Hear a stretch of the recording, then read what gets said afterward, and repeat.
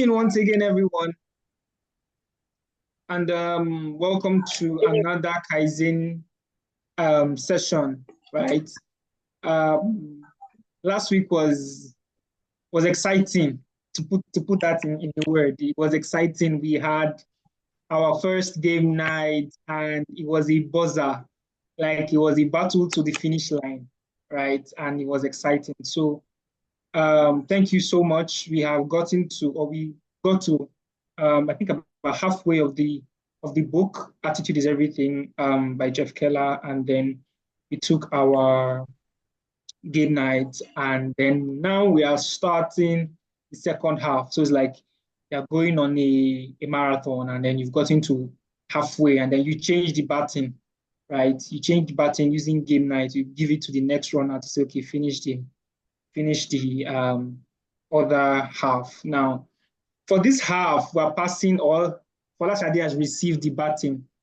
Let me just put it in quotes for this session. And then she'll be reviewing, um, starting the review for the part two, which is Watch Your Words. The lesson we have for this session is Your Words Blaze a Trail.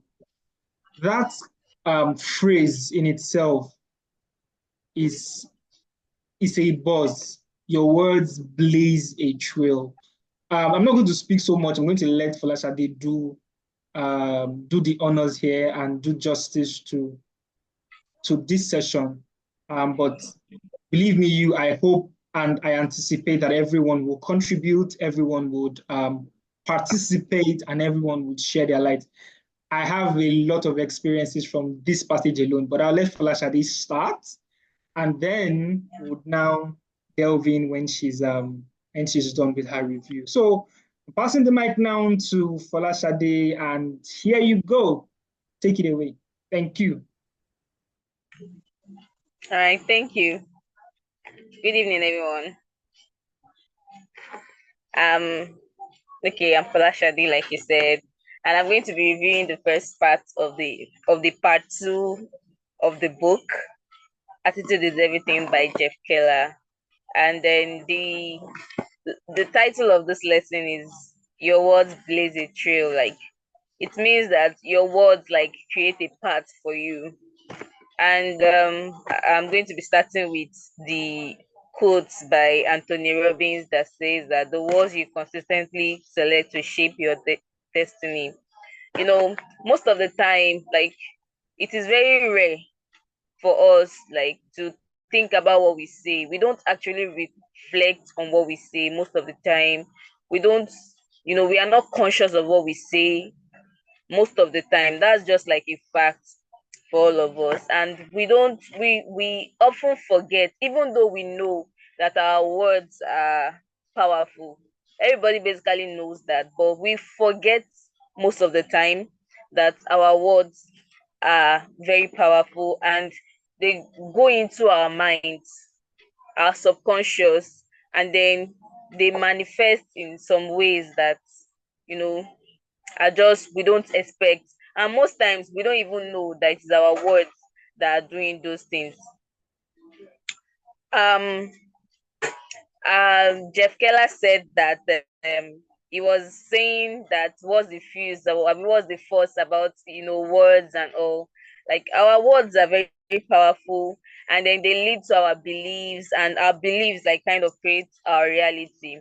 Okay, I want to give an example. Like, the day I was telling my elder brother that I wanted to, major. I was going into fashion. I'm into fashion already, and I wanted to specialize in, bridal parties, like bridal wears and all. And it was like, how many customers have you gotten? And the next thing that came out of my mouth was, no, no one yet, but I'll soon get there. And I said that morning, and that very day, I got my first bride customer. Like, the belief that day, it was, I think that day I just read it. I just read, I think, part three of this, the part that said that we should picture where we want to be in this book. We should picture our future. I think that was what I read, and that gave me like a, you know, the motivation to say, no, I know I'll get there. Like that's my like my dream. And the words that they just affirmed it, and I could not even believe myself. Like, I got my bride customer, like my first bride customer, that I even told her. She was like, oh, and that and that and that. And then we when we think about things, it starts from the kind of things that we think about. Our thoughts, is our thoughts negative or positive?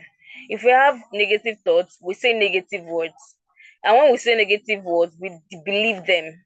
When we believe them, we take actions based on those beliefs, and then we get negative results. It's just a whole train of negative things.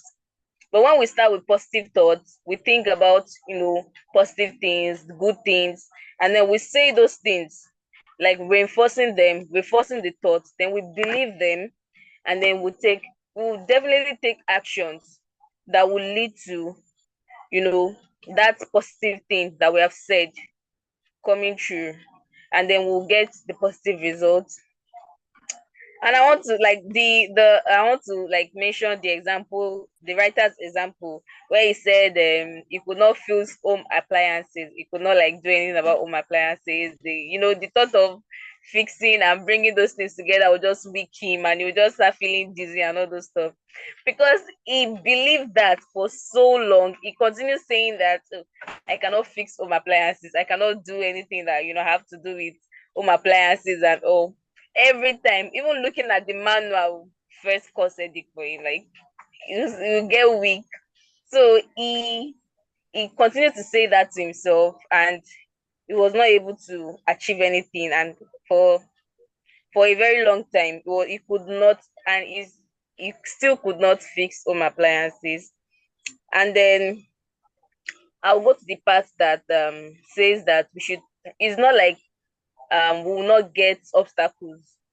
Saying those things, having the positive thoughts, saying those positive words, and doing everything that we're supposed to do does not mean that we will not face obstacles. And that brings me to the part of the scientist that saw his disability as something just trivial, something very small, and he was able to achieve, for somebody that is blind to lead a search for something. And that was very impressive, by the way.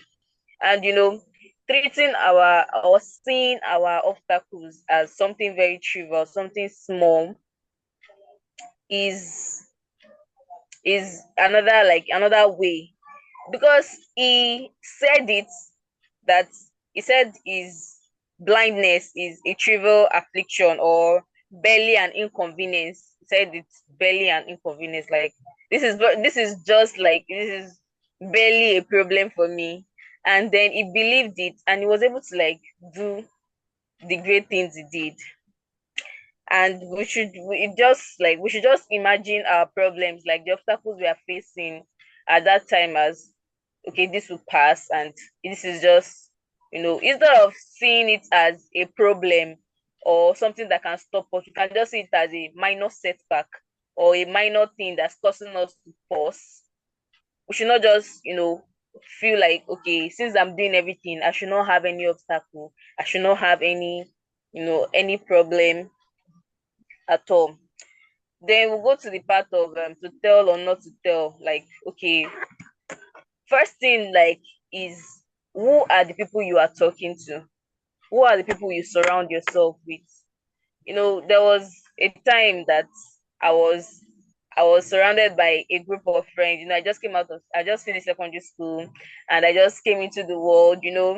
I'm seeing now I'm seeing it that I just entered the world that time. That time I was not feeling like I was just entering the world.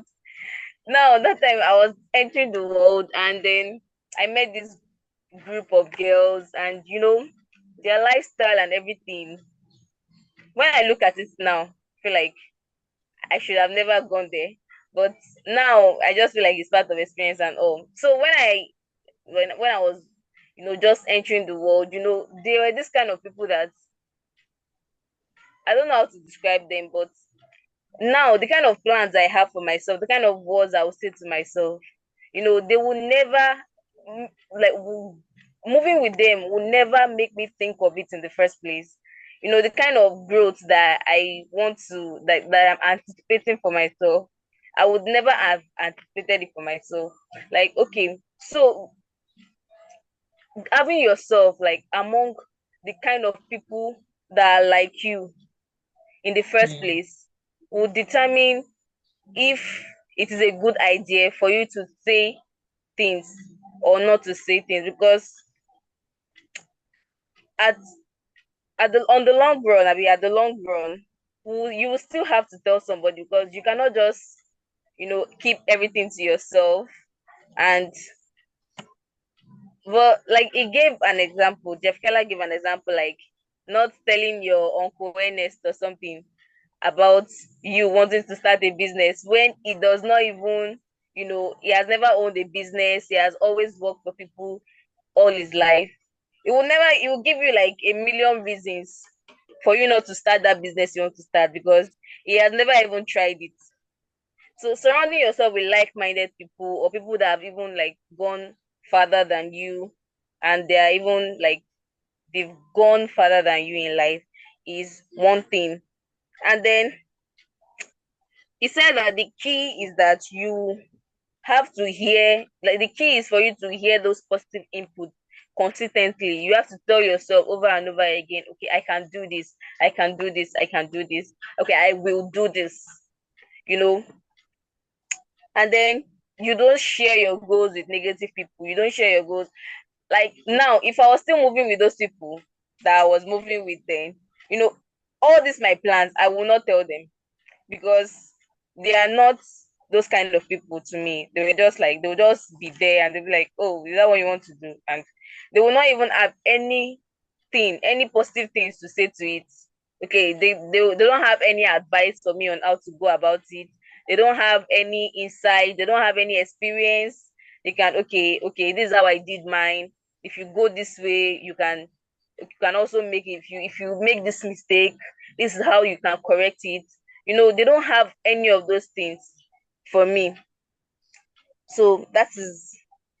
And okay, I said I was going to give this my own experience of mathematics when I was talking about like you need to hear the input. I've always hated math. I'm a science student. I'm studying chemistry right now. And ever since I was in SS1, I've always told myself that I hate math.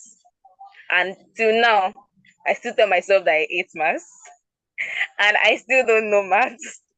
Like that is very funny. Like when I got to when I wrote my WAEC, I barely passed. I was like, alhamdulillah. And I went on. I got to university, the maths was even harder, and I was like, God, please help me. The day I finished my exam, my second semester exam, mathematics, I went home and I was like, God, even if it's just one, let me pass this exam and go. Because I know that I did not do well. Because I knew I didn't do well. And it was based on the, mentality that I don't, I've always told myself that I don't like math. I don't know math. And till now, I think I still tell myself that. So that's one thing about I mean, I have put on the positive attitude, and I told myself that okay, I can solve this math, I can do this math, I can do it. Like people that are doing it, like I so much respect people that are doing math as a course. Like I feel like they are superheroes of some kind, because I cannot just do it. And those people, I respect them a lot, because I've given myself that limit. I've limited myself to, I've relegated myself to somebody that can never know math. That kind of thing. And one thing about telling other people about your goals and talking to people is that you don't ignore feedbacks. Like you don't just you don't you must pay attention to what they say. Like you want to hear their input. You want them to like give you inputs. You want them to tell you things that will improve. your own way of doing that particular thing you want to do. So you must not you must not ignore those things that they say. You must not be, you don't tell people things with the mindset that anything they say does not concern me. Like, this is what I want to do. You must be open to suggestions. You must be open to other things that other people want to say to you. And so I'll give the example that the writer gave about Zig Ziglar's way of being accountable. Yes, like the accountability part where he wrote that he was going to lose a certain amount of pounds. I don't remember. And he had not lost it when he wrote the book, but he knew that by the time that book was going to be released, he he must have, because that was like setting a that was like setting a goal and giving himself a, I don't know, something that he cannot miss for anything. Because him writing that book and saying I am so pounds in weight, and then going outside after the book has been released without having lost that weight was, it would have been very, like, it would have been very bad for him. And he knew that it was something he must have done. That's like setting a very strong, giving yourself a very strong security. And like, you have to be accountable, and you cannot just miss it. Telling your friend that, okay, I want to lose a so amount of weight. Okay, I want to lose 10 pounds. Your friends always remind you that, oh, you say you want to lose pounds, but you can always ignore them. You can always say, oh, you people should leave me alone. I'm not doing, and I'm tired and all. But giving yourself that strong kind of reason to be accountable is oh, they're going to call the prayer. I'm sorry. The mosque is facing my window, so there's no way I would have like Not a problem. Not a stopped problem. that. Okay. Then I wanted to say that your words affect your emotions. Is this my words? Because I always wanted to say that, like, your words will always affect how you feel about something. When I Mhm. was in secondary school, I was moving with, like, I was friends with, a group of girls, and we used to say a lot of things to ourselves, like, when we do something, like, you are a mumu, you don't have sense, that kind of thing. And then there was a day something like that was said to me. I felt very bad. It's not like it was the same, it was not like it was the first time I was hearing that. But that day it hit me somewhere I did not expect. And I felt very bad. No, normally I wouldn't have felt bad. I would have felt like I would have, taken it as a joke, because it was a joke. I would have taken it as a joke, and then we'll move on. But that day it felt something was hitting me, and I just had to address the issue. And since that day, we stopped using negative words on ourselves, because we actually, like, it actually became a fight, and then the rest is history. But I'm just trying to, like, point out that the things we say, it would have been building up in our subconscious. Maybe it has been building up in my own subconscious that day, that every time I was being insulted as a joke, it was Mhm. touching something in me that I did not know. But that day was like just the height of it. That's why that's like pointing to how your words will continue to build and build and build and build until one day it just become a part of you, and you won't even know, you know, that kind of thing. And then a long-term use of negative words program our minds for failure. Like, when we continue to say, I cannot do this, I cannot do this, I cannot do this, at a point we'll believe that we cannot do it, and we even try doing it. That's just okay. I should round up. Okay, I'm going to be rounding up. And then words and relationships. I've said about my relationship with my friends secondary school, and then finances. Okay, my finance, let me say this. I'm still a student, so there's every time I have money, every time some, like, a new money is sent to me, I'm always like, well, let me just spend it, because I'll soon go broke. And I would definitely go broke. And it always happened to me. So like maybe from now on I'll start changing, the words I use, that okay, I'll not go broke, and then career wise, we need to like watch our words, and health wise too.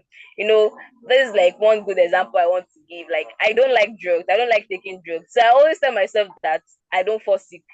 And the reality is I don't fall sick. If I'm feeling headache, the most thing I do, I don't even take paracetamol. I just take my bath and sleep. But the next time I'm up, I'm okay and I'm good to go again.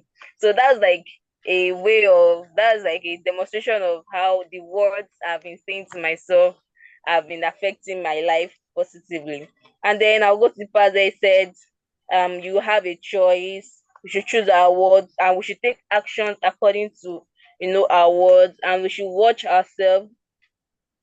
When we take actions according to our words, we watch ourselves begin to travel in wonderful direction. I think that's Wow. it. Thank you. Thank you so much. Thank you so much, Falashade. Like you spoke for like 20 minutes and I wasn't bored at all. So thank you so like it was spot on. Fantastic. That was simply amazing. Thank you. Thank you so much. As in I could listen to you for an hour plus, but then because of our time spent, we just take one or two more comments. In 2 minutes, I want to just add a few things, right? The words have power. There's nothing that has manifested in this life that has not first come from words. So you want to have a car, you first have to go to a car dealership and say, I want to buy a car. Please, do you have Mercedes-Benz, GLE, 2024, whatever brand? It has to be spoken first.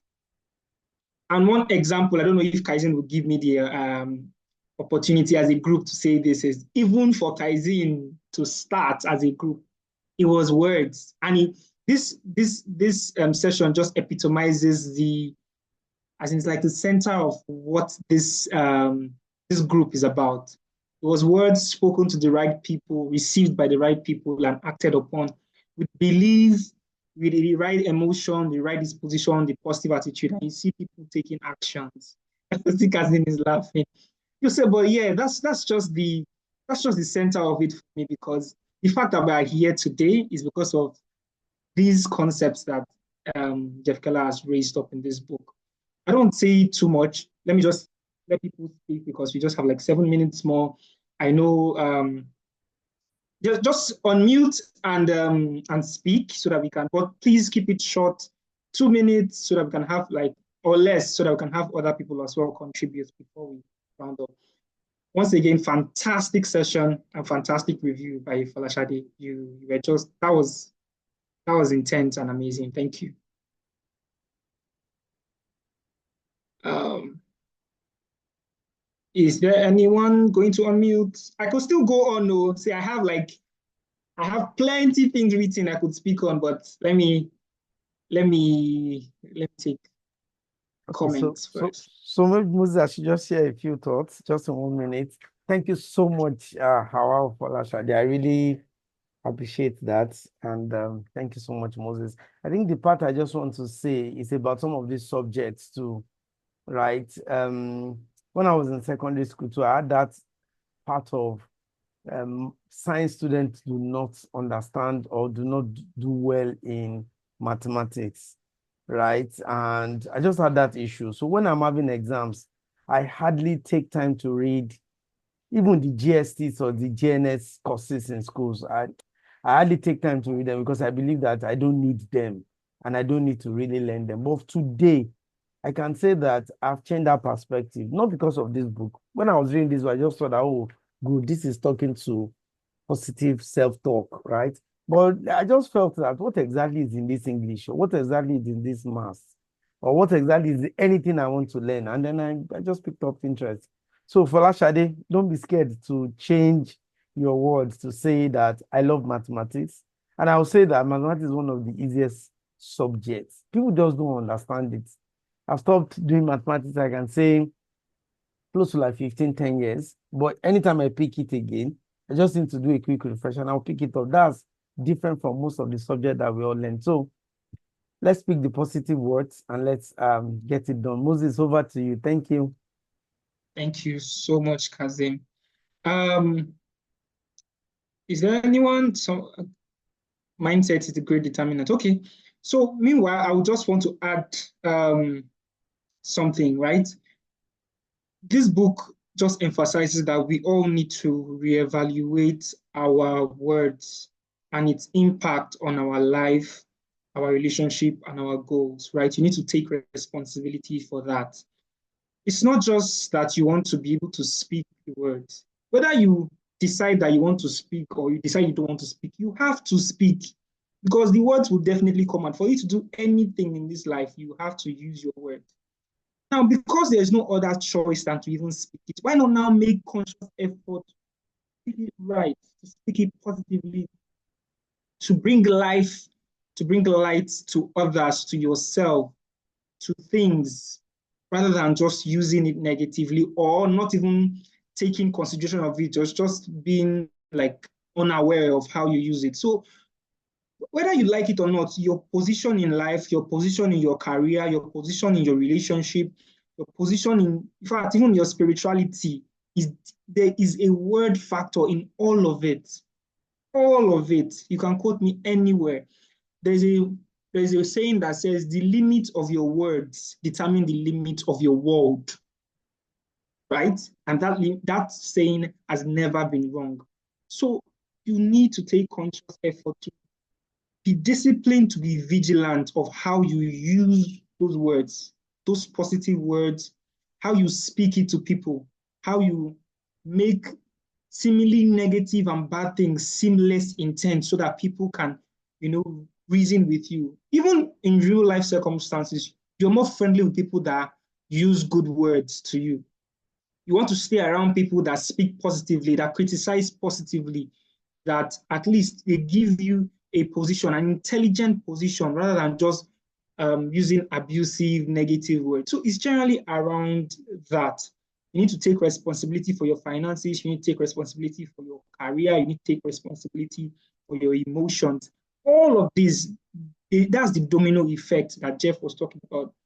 Domino meaning once it affects one, which is your word, automatically it links to your beliefs, your emotions, your actions. It can even go as far as your habits, your behavior, and the results of your life generally. So that's just generally the thing. Once you start to pay attention to it consciously and you start to know that, okay, if I go out, I would speak more positively about what I want to say, no matter how negative it seems, right? Right. I will speak in a positive light about it, and I will make sure that people speak positively about it. So I think at that point, I want to say thanks to everyone. I don't know if there's any other contribution, but just to note that we can always have further conversations in our WhatsApp group. Drop your opinion, drop your conversations, and also engage our videos and our contents across our channels, right? Um, there's like like Azim said earlier, I know this is the start of another game night that is coming. So everyone should just pay attention to all of this and keep riding it as we go. Thank you so, so much for joining. Thank you so, so much for contributing. Folashade, that was beautiful. Thank you so much for that. And to everyone as well that participated, you guys are awesome. Cheers and enjoy the rest of your evening. I hope I'm spot on time. I don't know if Kazim has any other thing to say, but yeah. Not at all. Thank you so much, Folashade. I really appreciate. And we're also saying this that the platform is open for anybody to indicate or volunteer to be a reviewer. So you can chat me up, you can chat Moses, you can chat Odun, you can chat Ufoma, you can chat Moradeyo up if you're interested. And if you're a member of our WhatsApp group as well, you can chat us up. So we're expecting next week, Saturday, 7:30, same time, with another reviewer, another moderator. Thank you so much, Moses. I really appreciate Folashade for that. Bye-bye. Have a lovely Bye-bye, night. everyone.